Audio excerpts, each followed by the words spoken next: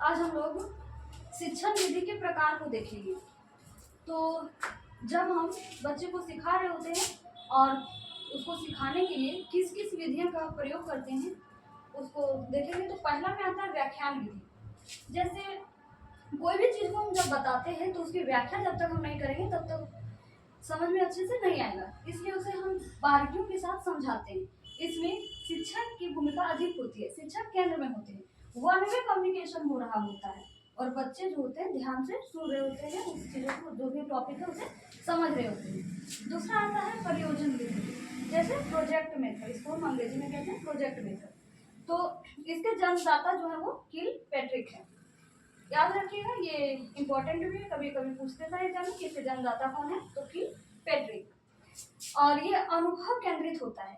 देखिए जब कोई भी प्रोजेक्ट, जब साइंस में प्रोजेक्ट का नाम सुनेंगे तो कोई भी अगर प्रोजेक्ट बना रहा होता है, जैसे वाटर साइकिल हो गया, तो उसको चित्र के माध्यम से समझाना है, तो उसमें क्या होता है कि अनुभव केंद्रित होता है। बच्चा पहले से जान रहा होता है कि क्या क्या हो रहा है, उसे बस प्रोजेक्ट मेथड के थ्रू बताना होता है। कम शब्दों में अधिक चीजों की व्याख्या करनी होती है, या फिर शब्द भी नहीं हो सकता है, चित्र के माध्यम से भी हो सकता है कभी कभी। इसमें स्वतंत्र रूप से बच्चा काम कर रहा होता है, उसमें किसी तरह का कोई भी दबाव नहीं होता है। उसे जिस तरह से अपने माइंड में बातों को आता है या फिर जिस तरह से वो अनुभव किया है उस अनुसार से वहाँ व्यक्त कर रहा होता है।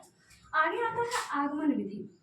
इसके खोजकर्ता अरस्तु है और ये छात्र केंद्रित होता है। यह आगमन विधि जो होता है वो छात्र केंद्रित होता है और ये सरलता से जटिलता की ओर जाती है। जैसे बच्चा कोई चीज को जान रहा होता है तो उसकी व्याख्या करते करते, और जैसे अमूर्त और मूर्त शब्द सुने ही होंगे, तो जैसे शुरुआती में मूर्त दिखता है यानी उसका स्वरूप दिख रहा होता है कि ये चीज है, जबकि वो डिटेल में जाते जाते अमूर्त की ओर ले जाता है। बाद में इसकी व्याख्या कर पाना मुश्किल हो जाता है। जैसे परमाणु है, तो अगर हम परमाणु की व्याख्या करें तो अणु कण ये सब टूटते टूटते फिर पता चलता है कि ये मूर्त था मेरे बीच उपस्थित, उसके बाद अमूर्त में चल गए, यानी वो दिखाई नहीं दे रहा है।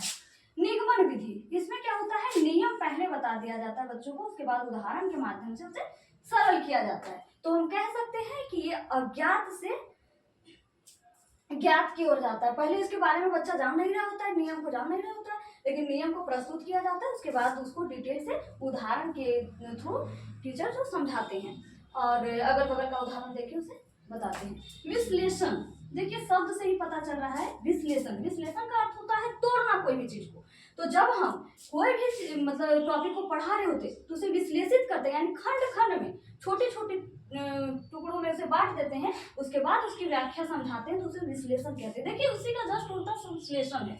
जब हम विश्लेषण की बात कर रहे थे तो उसे छोटे टुकड़ों में बांटते हैं और वही चीज को संश्लेषित विधि में जब बताते हैं तो वही विश्लेषित की हुई चीजों को फिर जोड़ के बताते हैं।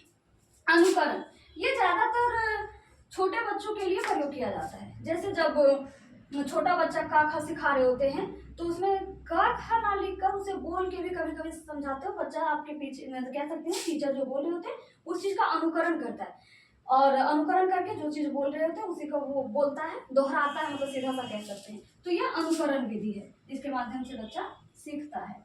जैसे एबीसीडी हो गया, कविता हो गया, पोएम हो गया, तो वो बच्चा लिखने नहीं जान रहा है, लेकिन जब उसे हम बोलवाते हैं तो वो बोलने के लिए जान जाता है, पूरी तरह से भली बातें जान रहा होता है। धन्यवाद।